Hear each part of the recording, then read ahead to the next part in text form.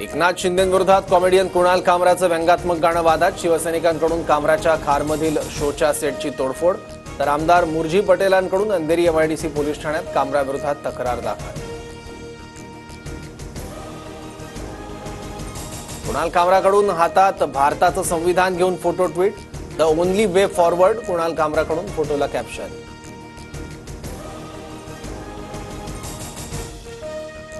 शिंदेंच्या शिवसेनेचे नेते कुणाल सरमळकरांची खार पोलिसांकडून चौकशी. शिंदेंवरील कुणाल कामराच्या गाण्यानंतर हॅबिटॅट स्टुडिओमध्ये तोडफोड.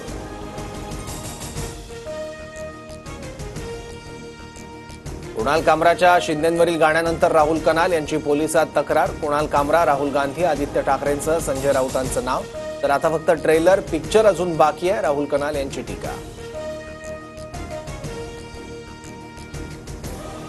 द युनिकॉन्टिनेंटल हॉटेलमध्ये स्टँडअप कॉमेडीचे शो बंद. कामराच्या प्रकरणानंतर स्टँडअप कॉमेडी शो बंद करण्याचा निर्णय.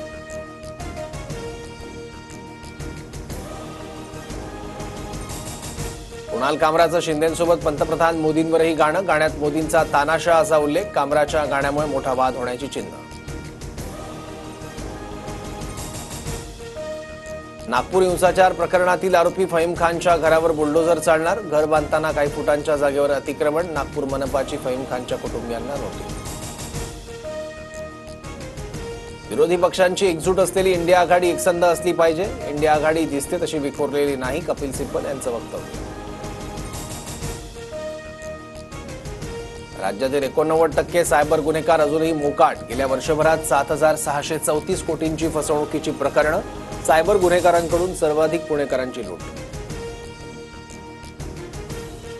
एमपीएससीकडून 28 सप्टेंबरला पूर्वपरीक्षा. महाराष्ट्र शासनाच्या विविध विभागांतर्गत 385 संवर्गातील पदांच्या भरतीसाठी 28 मार्चपासून अर्ज करण्याची प्रक्रिया सुरू.